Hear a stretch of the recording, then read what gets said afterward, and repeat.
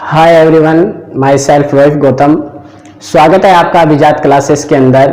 Last जो video हमने देखा उसके अंदर था रियल नंबर के अंदर क्लास 10th के हमने एक्सरसाइज 1.2 तक कंप्लीट कर लिया था।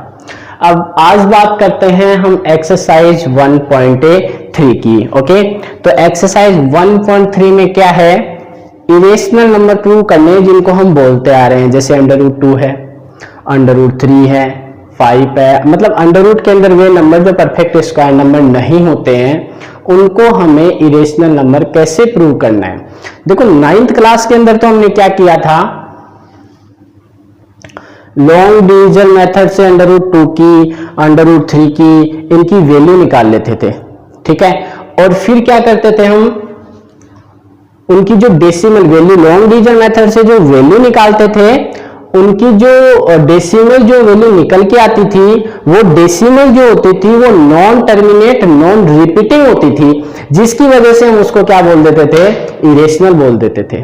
ठीक है, इसके अलावा भी इनका जब इरेशनल का रेशनल का इनका ऑपरेशन करते थे तो डायरेक्ट ही बोल देते थे कि रेशनल का इरेशनल के साथ ऑपरेशन करते हैं, कोई भी मतलब प्लस माइनस मल्टीप्लाई डिवाइड कुछ भी करते हैं तो आने वाला नंबर भी इरेशनल होता है। लेकिन यहाँ 10th क्लास के अंदर अपन इन सब चीजों को प्रूव करने वाले हैं। √2 कैसे इरेशनल है, √3 कैसे इरेशनल है, इनका किसी के साथ ऑपरेशन करें मतलब प्लस माइनस मल्टीप्लाई डिवाइड करें तो वो नंबर कैसे इरेशनल हो जाते हैं, ये सारी चीज आज हम देखने वाले हैं। तो सबसे पहले बात करते हैं prove that √2 is an irrational number. Okay, देखो पहले हम वो लॉन्ग डिवीजन मेथड वाला एक बार दोबारा देख लेते हैं, क्योंकि 10th में आते आते अपन उस लॉन्ग डिवीजन मेथड को भूल जाते हैं। कई बच्चे होते हैं जो भूल जाते हैं उस चीज को, लेकिन ये बड़ी काम की चीज है, बहुत बार काम में आती है, क्योंकि वैसे भी कई बार उनकी वैल्यूज निकालनी पड़ती है।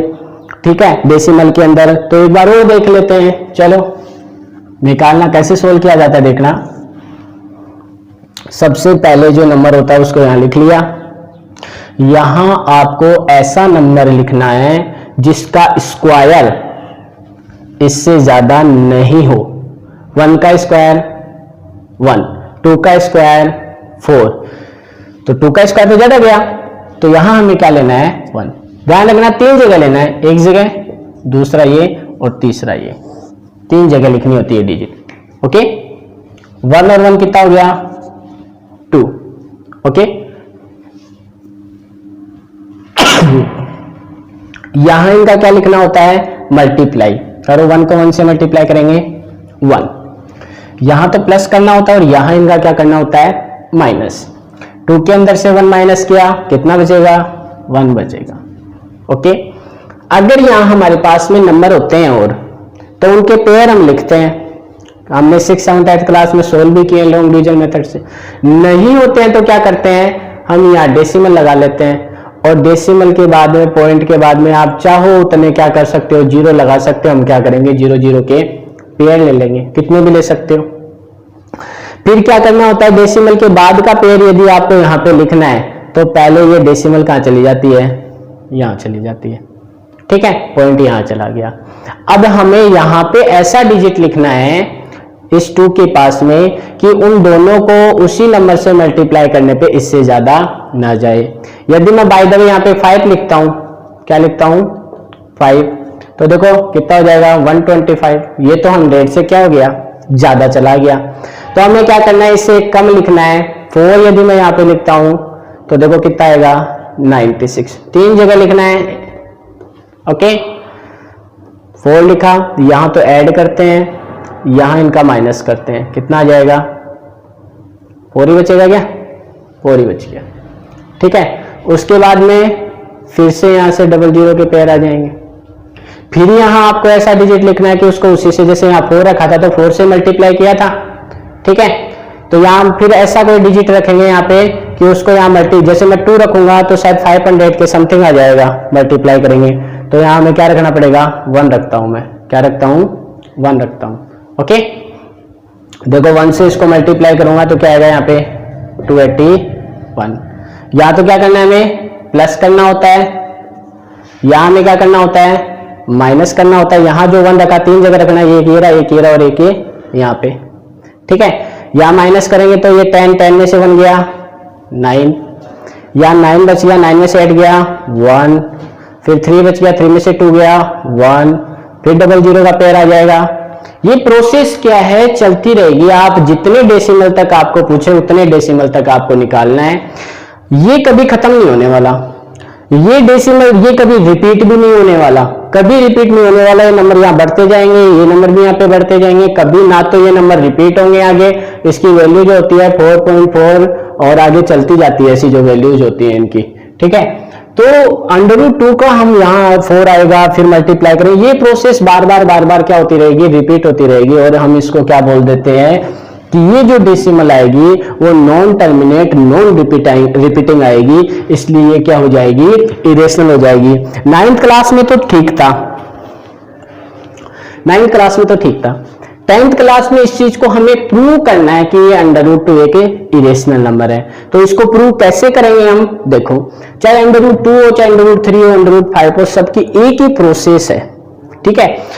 हमें एक थोड़ा हो सकता है इसको जब मैं करूंगा आप पता लगे, आपको थोड़ा अजीब सा लगे, लेकिन 2 या 3 स्टेप ही ऐसी है जिनको आपको याद रखना है कि कैसे इसको सोल्व करना है, ठीक है। उसके बाद √3, 5, 7 को करेंगे तो बड़ा ही इजी हो जाएगा, ठीक है। देखो √2 को कैसे प्रूव करते हैं अपन। सबसे पहले ये करेंगे कि इस √2 को हम क्या मान लेते हैं, रेशनल मान लेते हैं। रेशनल मान के सोल्व करते हैं। देखिए रेशनल कोई गड़बड़ नहीं होती है क्या, नहीं होती है, तो ये रेशनल है। अगर गड़बड़ होती है इसका मतलब ये रेशनल नहीं है, ठीक है। तो मानते हैं let √2 is a rational number. हमने मान लिया, या एज्यूम कर लो, लेट एज्यूम, ठीक है। Late assume √2 is A assume, ठीक है। Late assume √2 is a rational number, rational मान लिया। अच्छा, रेशनल की तो डेफिनेशन क्या थी कि कोई भी नंबर जिसको हम P/Q की फॉर्म में लिख सके। इसका मतलब √2 भी क्या होगा, P/Q की फॉर्म में होगा, अगर रेशनल है तो होगा। अब हमें यहाँ पे क्या करना है, कई बुक्स में तो यहाँ सीधा लिख दिया होता है कि P और Q, यहाँ पे क्या लिया हमने, को प्राइम लिया या स्टैंडर्ड फॉर्म ली है रेशनल नंबर की। को प्राइम की बात अपन ने पिछले वीडियो में भी की थी। को प्राइम ऐसे नंबर होते हैं जिनके अंदर कोई भी कॉमन फैक्टर नहीं होता है, कोई भी कॉमन फैक्टर नहीं होता है। और कई बुक्स में ऐसा होता है कि P/Q की फॉर्म में ले लिया। देखो को प्राइम कॉमन फैक्टर किस चीज की बात करें, यहां देखना 4 और 6 दो नंबर है अपने पास में, ठीक है। इनके अंदर देखो दोनों के अंदर 2 कॉमन है, दोनों 2 से कट रहे हैं, ये भी 2 से कट रहा है और ये भी 3 से कट रहा है। तो ये भी P/Q की फॉर्म में था, ये भी P/Q की फॉर्म में है। ये फॉर्म होती है स्टैंडर्ड फॉर्म, ठीक है। इनको हम को प्राइम बोलते हैं, और नहीं कट रहे क्योंकि इनके अंदर 1 के अलावा कोई कॉमन फैक्टर नहीं है। तो को प्राइम क्या होता है, ऐसे डिजिट जिनके, ऐसे नंबर जिनके अंदर कोई भी कॉमन फैक्टर, 1 के अलावा कोई भी कॉमन फैक्टर ना हो, ठीक है। तो इन 4 और 6 में तो था 2, इनमें नहीं है, तो ये को प्राइम है। तो यहां जो हमें P/Q की फॉर्म लेनी है वो को प्राइम लेनी है। क्या लेनी है, को प्राइम। तो कई बुक्स में तो ऐसा होता है P/Q की फॉर्म में लिखा होता है, फिर मान लेते हैं कि इनके अंदर कोई कॉमन फैक्टर है और फिर क्या कर देते हैं, कॉमन फैक्टर है, जैसे इनमें 2 कॉमन फैक्टर था तो काट के हमने को प्राइम बना लिया 2 और 3, और फिर फॉर्म लिख देते हैं कि ये को प्राइम है। इनमें कॉमन फैक्टर मान लेते हैं और उसके बाद में एक और डिजिट लिख देते हैं, ए और बी के कट के ए और बी आ गया, और वो क्या है, को प्राइम है। वो क्या है, को प्राइम है। तो आप यहां भी लिख सकते हो P&Q आर को प्राइम। देखो ये कहानी है, इससे शुरू होती है। ये को प्राइम समझना बड़ा जरूरी है आपके लिए। P और Q को को प्राइम तो बताने का मतलब है कि P और Q किसी भी सेम डिजिट से डिवाइड नहीं होते हैं, इनका कोई भी कॉमन फैक्टर नहीं होता है। ये हम को प्राइम बोल रहे हैं, इसलिए ऐसा है।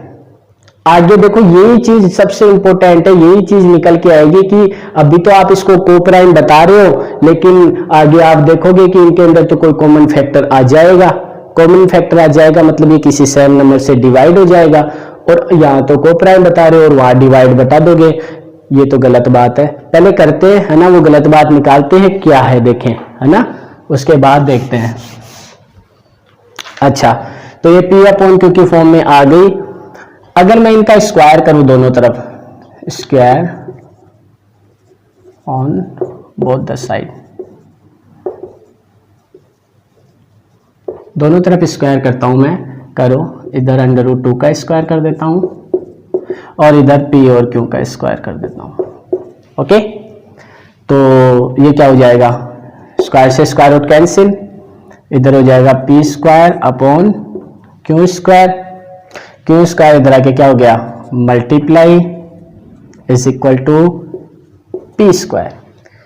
ठीक है, 2 उधर जाके क्या हो गया, डिवाइड हो गया, 2 उधर जाके क्या हो गया, डिवाइड हो गया। इसका मतलब है p स्क्वायर के अंदर 2 का डिवाइड करता हूं तब q स्क्वायर आता है। इसका मतलब p स्क्वायर किससे डिवाइड हो रहा है, 2 से डिवाइड हो रहा है। p स्क्वायर किससे डिवाइड हो रहा है, 2 से डिवाइड हो रहा है। देखो एक चीज है, यदि ये 2 क्या एक प्राइम फैक्टर है कि नहीं है, 2 एक प्राइम फैक्टर है ना, मतलब प्राइम नंबर है, फैक्टर नहीं प्राइम नंबर है, और 2 इसको डिवाइड करा मतलब इसका फैक्टर भी है, 2 इसको डिवाइड करा मतलब फैक्टर भी है। ये ध्यान रखो, यदि कोई स्क्वायर नंबर किसी प्राइम फैक्टर से डिवाइड होता है तो वो नंबर भी डिवाइड, समझ नहीं आ रहा होगा, यहां देखो जैसे 36 है, 36 किस किस से डिवाइड होता है, 2 से होता है, और फिर 2 से 1 9, और फिर 3 से 1 3, और फिर 3 से 1, मतलब प्राइम फैक्टर क्या है, 2 और 3 है। 36 के प्राइम फैक्टर क्या है, 2 और 3 है। ये किसका स्क्वायर है, 6 का। अब 6 के फैक्टर निकालो, 2 से डिवाइड किया 3 और 3 से डिवाइड, इसके भी प्राइम फैक्टर क्या है, 2 और 3 है।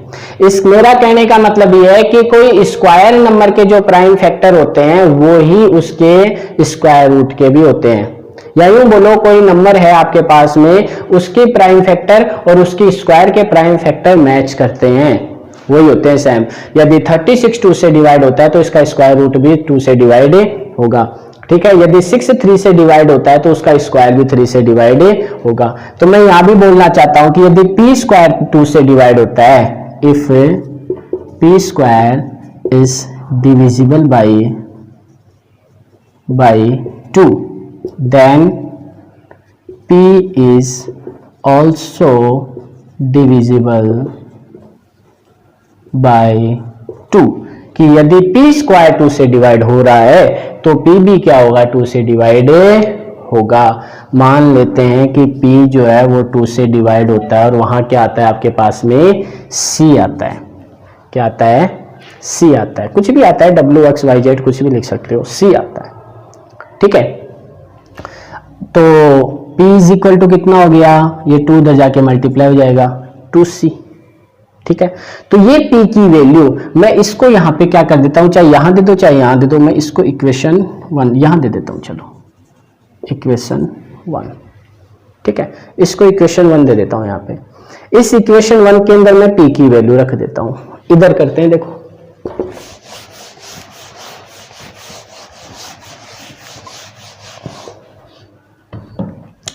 p is equal to 2c है तो p square is equal to कितना हो जाएगा, 4c स्क्वायर। मुझे यहां वैल्यू पुट करनी है from equation 1। Okay, q square is equal to p square की वैल्यू मैं पुट कर देता हूं यहां पे, है ना, p स्क्वायर, और p स्क्वायर की वैल्यू क्या है अपने पास, 4c स्क्वायर अपॉन 2। ओके, 2 से 4 कटेगा, कितना आ जाएगा, 2c स्क्वायर और ये q स्क्वायर।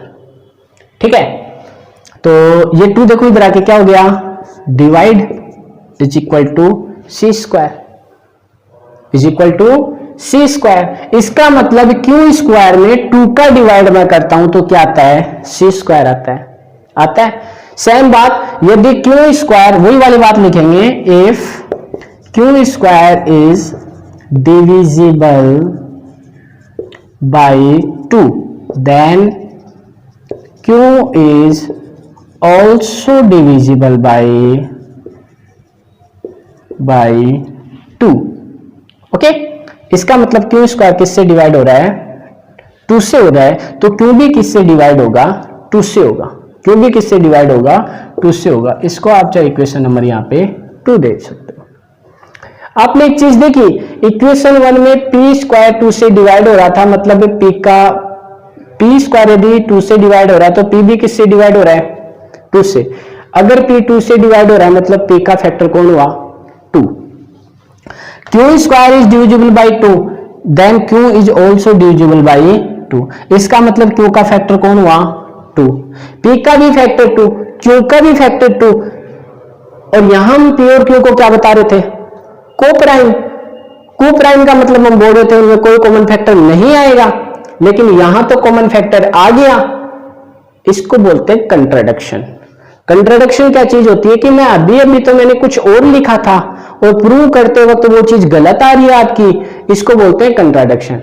ये कंट्राडिक्शन क्यों हो रहा है हमारे साथ में, क्योंकि हमने स्टार्ट के अंदर जो किया था, हमने अज्यूम्पशन जो किया था, हमने अज्यूम किया था कि √2 क्या है रेशनल नंबर है। ये चीज गलत थी अपनी, ये रेशनल नहीं है, ये क्या है कि इरेशनल नंबर है। तो यहां हम लेनिस के अंदर लिख देंगे we observe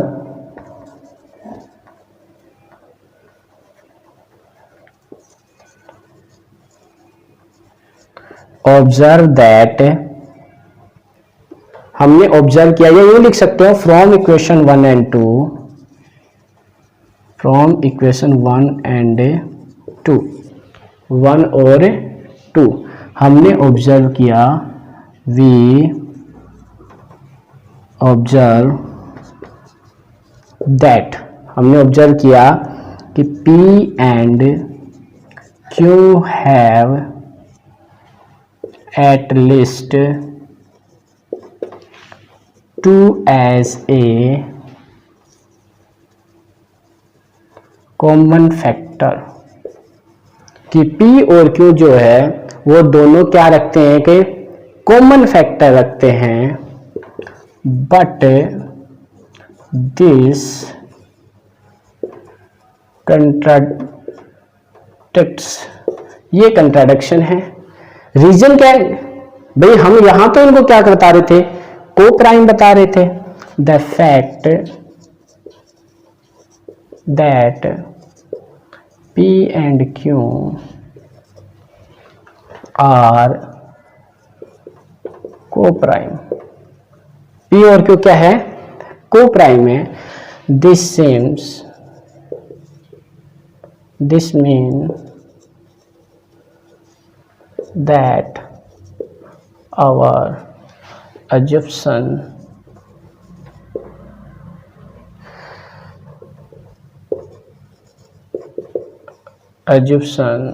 is not correct। अपना assumption क्या है करेक्ट नहीं है, तो करेक्ट क्या होगा, hence √2 is क्या था अपना is an rational number। Okay, दोबारा समझने की कोशिश करना। Late assume √2 is a rational number. हमने स्टार्ट क्या किया, √2 को क्या मान लिया रेशनल नंबर मान लिया। गलती हमने यही की, ठीक है। ये बात हमें जब पता चलेगी तब हम बात करेंगे, इसके पहले तो मानते कि ये क्या है कि रेशनल है। अगर ये रेशनल है तो हम इसको किसकी फॉर्म में लिख सकते हैं, P/Q के फॉर्म में, या A/B भी लिख सकते हो। ध्यान ये रखना कि यहां आपको ये बात जरूर बतानी है कि हम जो यहाँ पे फॉर्म ले रहे हैं वो क्या है कि को प्राइम है। को प्राइम का मतलब ये होता है कि ये सेम नंबर से डिवाइड नहीं होंगे, इनका कोई भी कॉमन फैक्टर नहीं होगा, ठीक है। अगर ले लिया P/Q की फॉर्म में, दोनों तरफ स्क्वायर कर दिए, यहाँ स्क्वायर से स्क्वायर रूट कैंसिल हो गया, ये P² हो गया, Q² इधर आके मल्टीप्लाई हो गया, 2 का इधर आके हमने डिवाइड कर दिया, तो हमने देखा कि P² किससे डिवाइड हो रहा है 2 से डिवाइड हो रहा है। अगर P² 2 से डिवाइड हो रहा है तो P भी, अगर P² 2 से डिवाइड हो रहा है तो P भी डिवाइड होगा। रीजन मैंने आपको बता दिया कि यदि कोई स्क्वायर नंबर के प्राइम फैक्टर और उसके नंबर के प्राइम फैक्टर दोनों क्या होते हैं सेम होते हैं, तो P² यदि 2 से डिवाइड हो रहा है तो P भी किससे डिवाइड होगा 2 से डिवाइड होगा। अगर P को मैं 2 से डिवाइड करता हूं तो क्या आता है C आता है मान लिया, तो P = क्या हो जाएगा 2C। मैंने दोनों तरफ स्क्वायर किया तो P² = 2 का स्क्वायर 4 और C²। ये वैल्यू मैं इक्वेशन 1 के अंदर पुट कर देता हूं P² की जगह, तो Q² = 4C² इसकी पी स्क्वायर की वैल्यू पुट कर दी है 4c² अपॉन 2, 2 से 4 कटेगा कितना आएगा यहाँ पे 2, तो ये 2c² हो गया, 2 इधर आके डिवाइड होगा, इसका मतलब क्यू स्क्वायर में 2 का डिवाइड करते हैं तो क्या होता है c² आता है। ठीक है, क्यू स्क्वायर यदि 2 से डिवाइड हो रहा है इसका मतलब क्यू भी क्या होगा 2 से डिवाइड होगा। लेकिन हम यहाँ तो पी स्क्वायर इनको को प्राइम बता रहे थे, यहाँ दोनों के अंदर कॉमन फैक्टर क्या आ गया 2 आ गया, कॉमन फैक्टर क्या आ गया 2 आ गया। तो from equation 1 and 2 we observe, हमने ऑब्जर्व किया that P and Q have at least common factor 2, दोनों के कॉमन फैक्टर क्या है 2 है, at least common factor 2 as a common factor. But this contradict, ये कंट्राडिक्शन है क्योंकि हम पहले तो इनको को प्राइम बता रहे थे, अब इनके अंदर कॉमन फैक्टर निकल गया। Okay, the fact that P and Q are coprime, that fact that P and Q are coprime, ये हम पहले मान के चल रहे थे कि ये को प्राइम है। दिस मीन दैट और अज्यूप्शन इज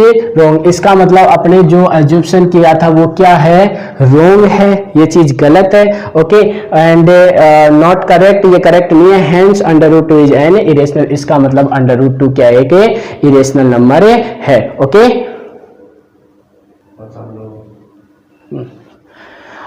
अगर हमें √2 की जगह अब √3 लेना पड़े, √5 लेना पड़े, √7 कुछ भी √√ के अंदर लेना पड़े, तरीका सेम एज इट इज यही होना है। ठीक है, तो करना क्या है चेंज हमें, लाइक मैं ये देखो, अब देखना ये ले लेता हूं और मैं यहाँ √3 लिखता हूं, क्या लिखता हूं 3, तो हमें √3 को क्या मानना है रेशनल नंबर मानना है, मान लिया। √3 को रेशनल मानोगे तो √3 को मैं p अपॉन क्यू के फॉर्म में लिख सकता हूँ। फिर मुझे दोनों तरफ स्क्वायर करना है, ये लो साहब, बस √2 की जगह क्या चेंज करना है 3 चेंज करना है। √3 का स्क्वायर क्या हो जाएगा 3 हो जाएगा, यहाँ पे 3 क्यों स्क्वायर हो जाएगा, उधर जाके 3 का डिवाइड हो जाएगा, तो p² यदि 3 से डिवाइड हो रहा है तो p भी किससे डिवाइड होगा 3 से डिवाइड होगा, और 3 से डिवाइड होने के बाद मान लेता हूं क्या आता है c आता है, तो 3 उधर जाके मल्टीप्लाई हो जाएगा तो क्या हो जाएगा 3c हो जाएगा। दोनों तरफ मैं स्क्वायर करूंगा तो यहाँ पे देखना इस बार p² 3 का स्क्वायर क्या हो जाएगा 9 हो जाएगा। ठीक है, यहाँ क्या आ जाएगा 9 आ जाएगा,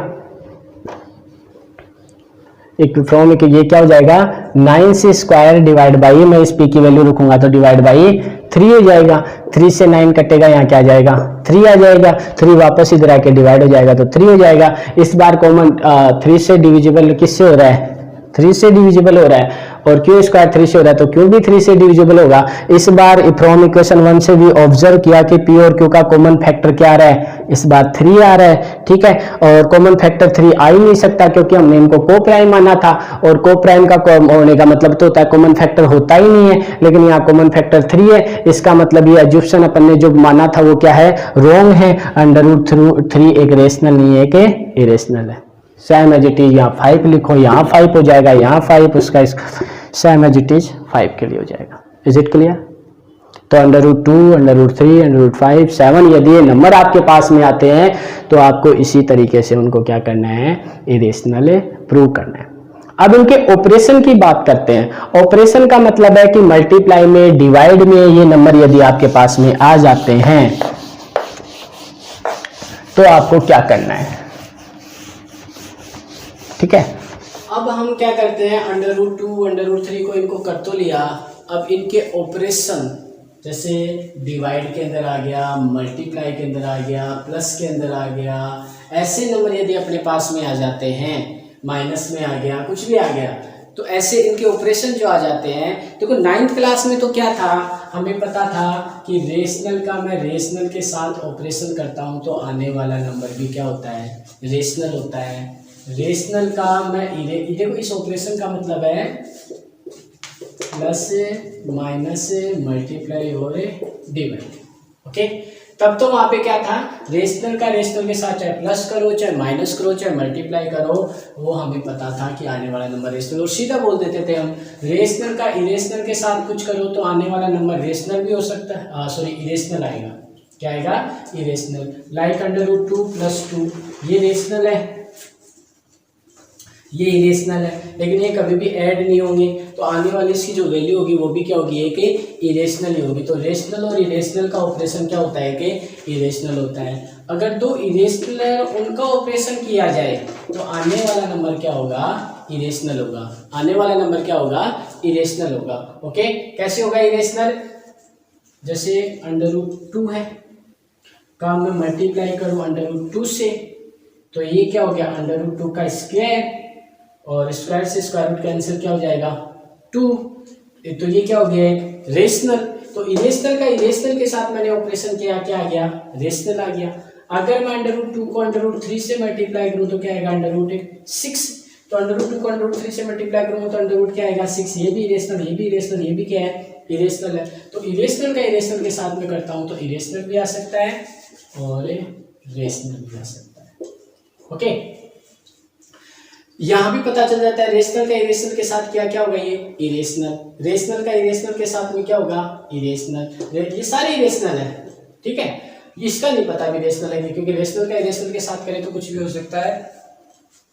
वैसे आगे सोल्व नहीं हो रहा है तो एक इरेशनल है, लेकिन इनको हमें प्रूव करना है, इनको हमें क्या करना है, प्रूव करना है। तो देखो प्रूव करते हैं अपन, कैसे प्रूव करना है, जैसे हम √2 √3 इनको जब प्रूव कर रहे थे तो हम मान रहे थे कि वो क्या है कि रेशनल है। यहाँ भी हम क्या करेंगे, इनको सबसे पहले रेशनल ही मानेंगे।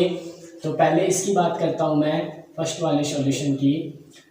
Let us assume 1/√2 is a rational number. मैंने मान लिया कि ये क्या है कि रेशनल नंबर है। अगर ये रेशनल नंबर है तो ये P/Q या A/B की फॉर्म में होगा। ठीक है, प्रूव क्या करना है हमें, ये इरेशनल है, हमने माना क्या है कि रेशनल है, ए और बी यहाँ पे क्या है इंटीजर बोल दो। भाई स्टार्ट में बात करते हैं हम रेशनल की, जब डेफिनेशन लिखते हैं तो P/Q की फॉर्म में होना चाहिए, Q is not equal to 0 and P and Q are integer. तो यहाँ पे ए और बी क्या है, यहाँ पे इंटीजर है। ठीक है, और अपन इसको बात करें, मैं इसको अगर रेसिप्रोकल करूँ तो √2 इज इक्वल टू क्या हो जाएगा B/A। ठीक है, तो एक बात बताओ मुझे, यदि 2/3 रेशनल है तो क्या 3/2 रेशनल नहीं है, ये भी रेशनल, उल्टा कर देते हैं। तो A/B जब रेशनल है तो B/A भी क्या होगा, रेशनल होगा। B/A is equal to rational. क्यों है रेशनल, रेशनल क्यों है, क्योंकि B and A are integer है, और इंटीजर का जो ऑपरेशन होता है वो क्या होता है, रेशनल होता है। इसका मतलब √2 ये क्या है कि रेशनल है। लेकिन गड़बड़ तो ये होगी, √2 इज इक्वल टू रेशनल आ गया, √2 को तो अभी अभी हमने प्रूव किया है क्या है कि इरेशनल है। तो ये कंट्राडिक्शन है कि √2 को थोड़ी देर पहले तो अपन ने क्या किया था, इरेशनल प्रूव किया था, अभी यहाँ पे क्या गया है कि रेशनल आ गया। तो दिस कंट्राडिक्शन, ये कंट्राडिक्ट है, क्यों, द फैक्ट √2 इज इरेशनल, ये तो क्या है कि इरेशनल नंबर है। इसका मतलब अपना जो एज्यूप्शन है इज नॉट करेक्ट, अपना जो एज्यूप्शन है वो क्या है, करेक्ट नहीं है। Is it clear, hence 1/√2 is an irrational number, ये क्या है, इरेशनल नंबर है। Is it clear, same as it is 7/5 ले लो, 7/5 को रेशनल मान लो, 7/5 को क्या मान लिया, रेशनल मान लिया। 7/5 को मानोगे तो ये 7 उधर जाके क्या हो जाएगा, मल्टीप्लाई हो जाएगा A/B, और ये 7 उधर जाके इधर मल्टीप्लाई में उधर जाके क्या हो जाएगा, डिवाइड हो जाएगा। ये भी एक इंटीजर, ये भी एक इंटीजर, ये भी एक इंटीजर। इंटीजर का ऑपरेशन क्या होता है, रेशनल होता है। यहाँ पे लिख देंगे यहाँ हो जाएगा A/7B, ये क्या है कि रेशनल है, क्योंकि A और B दोनों क्या है, इंटीजर, और इंटीजर का ऑपरेशन क्या होता है, रेशनल। लेकिन हमें पता है √5 तो क्या है कि इरेशनल नंबर है। This is contradiction, √5 is irrational because of first assumption is not correct. ये जो 7/5 है वो क्या है कि इरेशनल है। सेम एज इट इज इस प्लस वाले में करना है, सेम ही। इसको सबसे पहले क्या मानेंगे हम, रेशनल मानेंगे। रेशनल मानेंगे तो ये पी अपॉन क्यू की फॉर्म में होगा। ये 6 इधर प्लस का उधर जाके क्या हो जाएगा, माइनस हो जाएगा, ए अपॉन बी माइनस 6। जब इसको सोल्व अपन करेंगे, इसको सोल्व अपन करेंगे यहाँ पे, तो √5 is equal to LCM b a minus 6 √5 is equal to sorry √6, यहाँ √2 बचेगा ना, √2 इज इक्वल टू, देखो ये ए बी इंटीजर, ये बी भी इंटीजर, तो इनके सारे ऑपरेशन क्या होने हैं, रेशनल हो जाएगा। ये क्या हो जाएगा, एक रेशनल, क्योंकि ए और बी क्या है, इंटीजर है। अगर ये रेशनल हो गए तो √2 भी क्या हो गया, यहाँ पे रेशनल हो गया। रेशनल होने का मतलब ये √2 रेशनल हो गया, ये तो कंट्राडिक्शन है, ये तो कंट्राडिक्शन है, क्योंकि √2 क्या है, इरेशनल है, क्योंकि अपना फर्स्ट एज्यूप्शन क्या है, इनकरेक्ट है, रॉन्ग है। क्या हो जाएगा, 6 प्लस √2 क्या होएगा, इरेशनल है। क्लियर, ये आता है सेम। यहां तक तो यही काम करना है आपको, मानने वाला काम तो यही करना है। जब दोनों ही आपके पास में अंडर में आ जाए, दोनों ही चीजें आपके पास में अंडर में आ जाए, तो आपको क्या करना है, सबसे पहले वो ही आपको रेशनल मानना है। रेशनल मानोगे इसका मतलब ए अपॉन बी की फॉर्म में है। ए और बी क्या है, इंटीजर है, बी आर इंटीजर है, ओके। और ये इंटीजर है तो एक चीज, एक √2 को उधर ले जाओ, चाहे √2 को ले जाओ, चाहे √3 को ले जाओ, एक को उधर ले जाओ, माइनस हो जाएगा। दोनों तरफ हमें ऐसी कंडीशन में स्क्वायर करना होता है। कर दो, √3 का स्क्वायर 3 हो जाएगा, A square upon B square plus B square minus 2a और b, ओके।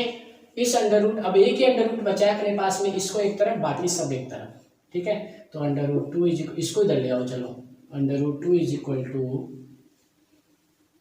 ठीक है, बाकी चलो ये पूरा ही ले आओ, 2a अपॉन बी, ये माइनस का इधर आके प्लस का हो गया, बाकी सारी चीज उधर, ए स्क्वायर अपॉन बी स्क्वायर, ये -3, ठीक है। इसको सोल्व कर लेते हैं अपन, ये हो जाएगा 2a √2 upon b is equal to, ये 1 बच गया यहाँ पे, एलसीएम बी स्क्वायर आएगा, ओके।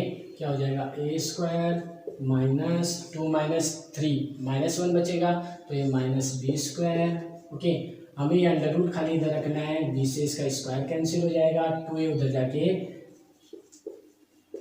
ये b तो था, ये 2a भी उधर जाके क्या हो जाएगा, डिवाइड में आ जाएगा। ये सारे के सारे क्या है यहाँ पे, a b and 2 are integer, ये इंटीजर है, इंटीजर है, इसका मतलब A square minus B square upon 2ab is equal to rational हो जाएगा।